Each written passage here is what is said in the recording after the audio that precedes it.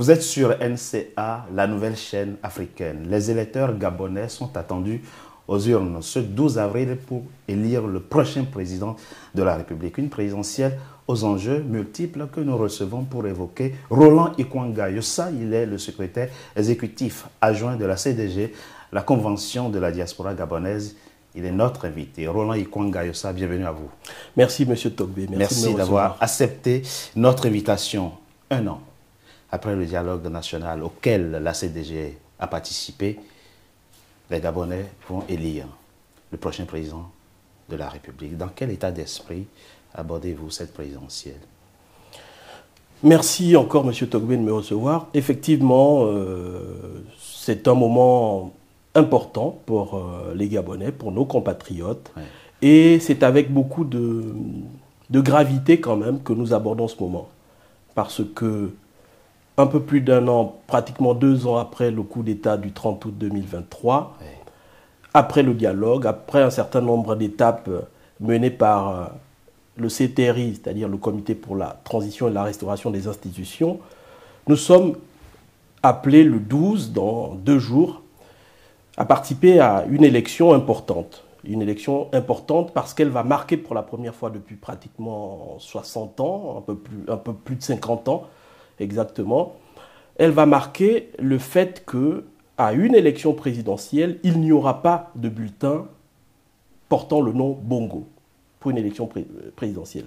C'est en cela d'abord... Dans la symbolique, c'est important. Dans la symbolique, exactement, c'est important.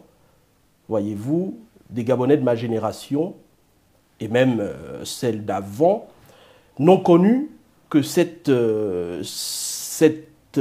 appellation-là sur les bulletins de vote, en tout cas pour une partie, à partir du moment où l'élection était devenue multipartite.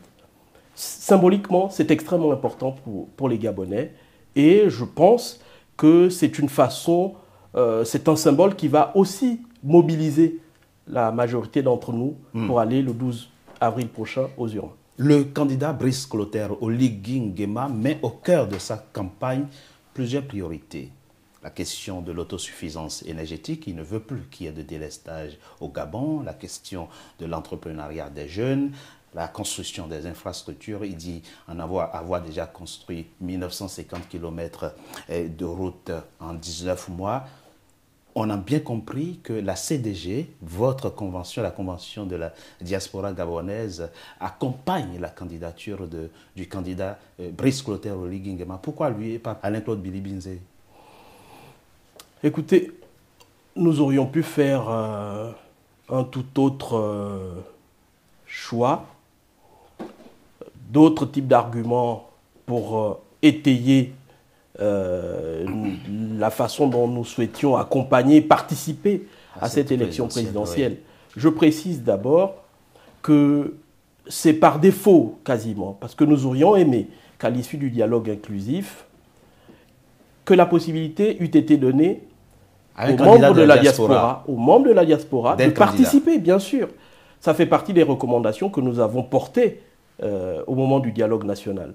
Nous avons souhaité que la diaspora, composée de citoyens qui ont des engagements politiques, oui, ne soit pas, telle qu'elle a toujours été, aussi coupée de la possibilité, oui, qu'elle peut avoir de participer à l'organisation politique, sociale et économique de notre pays. Ce n'est pas parce qu'on se retrouve à des milliers de kilomètres qu'on ne participe pas.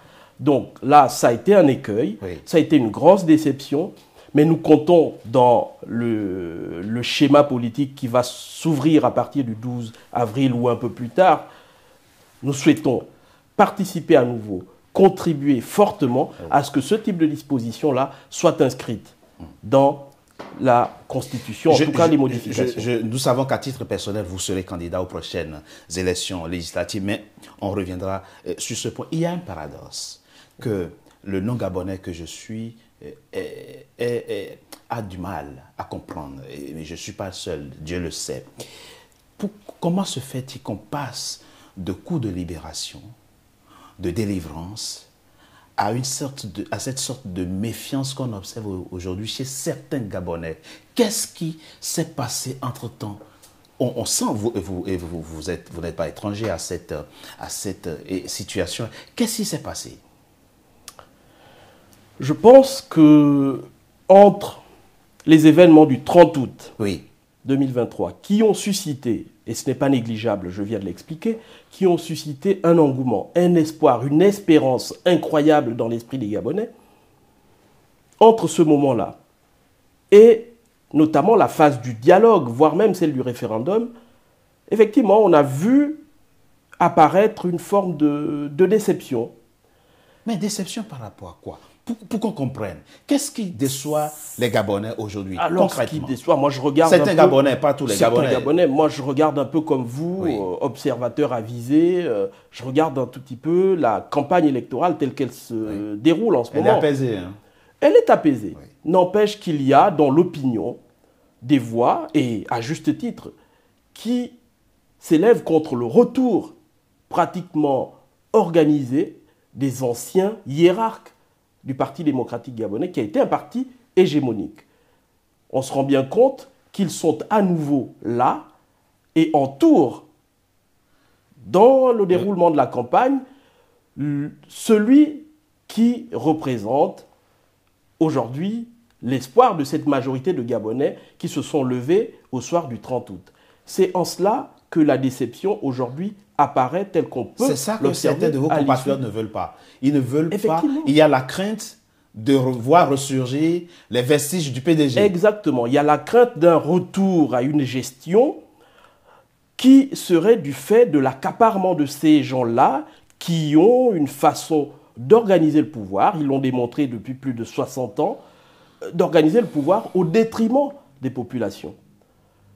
Donc, je l'ai entendu, je regarde la campagne, j'ai regardé les débats des candidats aux élections présidentielles, mais je regarde aussi les mobilisations qu'il y a au sein de notre population gabonaise. Justement, monsieur Roland Ikwanga Yossa, on sait que la diaspora est une sorte de pépinière, une sorte de vivier de compétences pour construire nos États sur le continent.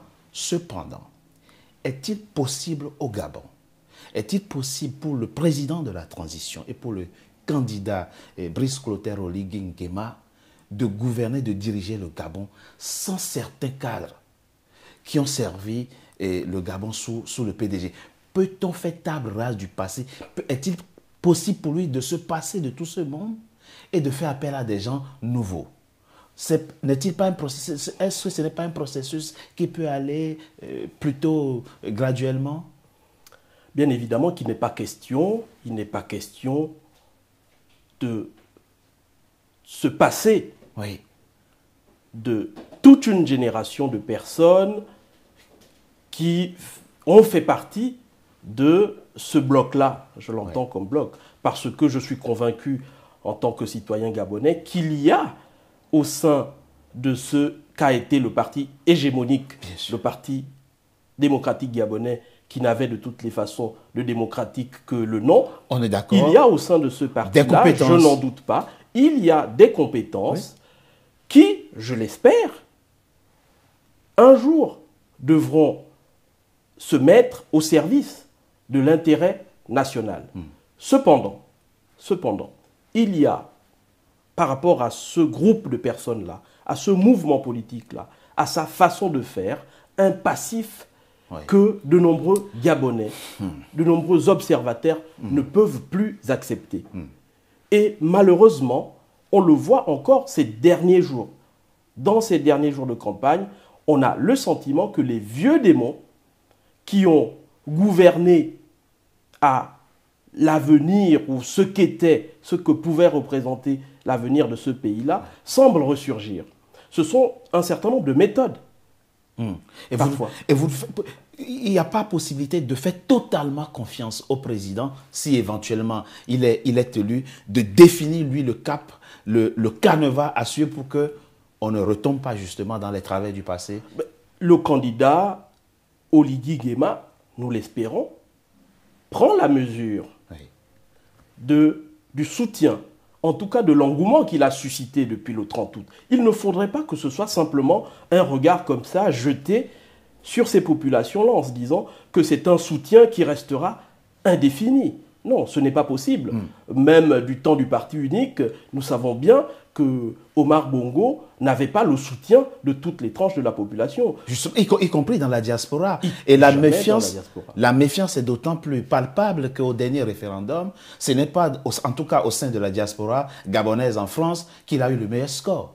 Non, non, ce n'est pas ici que le référendum a obtenu ses meilleurs résultats.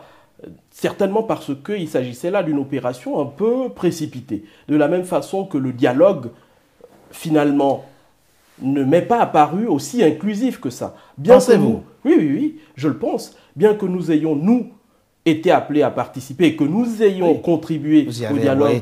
Trois représentants. Tout à fait, tout à fait. Parmi les 622 participants à ce dialogue. Tout à fait. Et nous sommes aujourd'hui assez, non pas satisfaits,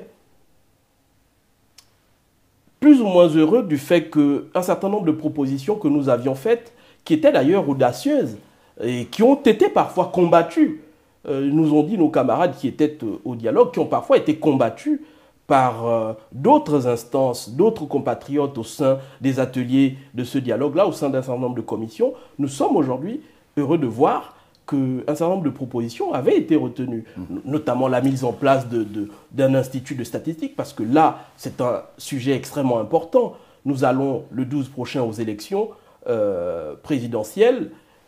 Il y a toujours au Gabon, malheureusement, de vraies discussions sur, par exemple, le nombre d'électeurs. C'est quelque chose qui revient constamment. Nous avons besoin d'avoir un institut de la statistique. Ça ne vous a pas échappé qu'avant les élections présidentielles, avant que le choix des candidats n'ait été établi par les instances, le Conseil électoral gabonais, il a surgi à nouveau cette question de l'état civil d'un des candidats. C'est un problème. Nous avons proposé que le Gabon se dote d'un service d'état civil qui remette à plat, en tout cas qui remette à jour un certain nombre d'éléments qui sont constitutifs de notre nationalité, les attentes sont grandes. Les attentes sont grandes, on le voit. Mais nous l'avons dit tout à l'heure, la campagne électorale se passe de façon apaisée. On voit le candidat aussi bien du PDG, je ne sais pas s'il se présente sous cette barrière, Alain-Claude Bilibinzé, qui fait une campagne totalement apaisée. Il est indépendant, c'est cela? Il est indépendant. On va dire ça comme ça. Et le candidat Brice Clotaire Oligui Nguema, qui fait aussi une campagne totalement festive. On le voit danser en symbiose. Il y a bien d'autres. Il faut reconnaître qu'il y a bien d'autres candidats. Bien sûr. En symbiose avec les Gabonais. C'est quoi les rapports? Quels sont les rapports de force aujourd'hui? On peut dire que les tendances sont plutôt favorables au candidat Brice Clotaire Oligui Nguema. Un observateur un peu éloigné de la scène nationale, en tout cas sur le terrain de ce qu'on observe, il y a une forte tendance, on le voit par la ferveur des meetings, des mobilisations, des masses assez importantes qui soutiennent, qui accompagnent et qui font vivre la campagne du candidat Oligui Nguema. Vous dites que votre convention, la convention de la diaspora gabonaise, accompagne le candidat Brice Clotaire Oligui Nguema. Du coup, vous voulez être candidat, vous serez candidat aux prochaines élections législatives qui auront certainement lieu peu après la présidentielle. Oui. Alors, pourquoi? Qu'est-ce qui nourrit chez vous cette ambition? J'ai dit tout à l'heure d'abord que nous n'avions pratiquement, nous en tant que convention de la diaspora gabonaise, nous n'avions pratiquement aucun intérêt à participer, sinon en tant que citoyen, à cette élection présidentielle, d'autant que nous en avons été privés, en quelque sorte. Nous attendions, nous nous sommes battus les 7 dernières années, et même un peu avant, en faisant en sorte que les voix de la diaspora, qui sont aussi des voix politisées, soient prises en compte dans la nouvelle constitution. Donc il n'y a pratiquement, en tant que mouvement, aucun intérêt à participer. N'empêche que nous sommes des citoyens.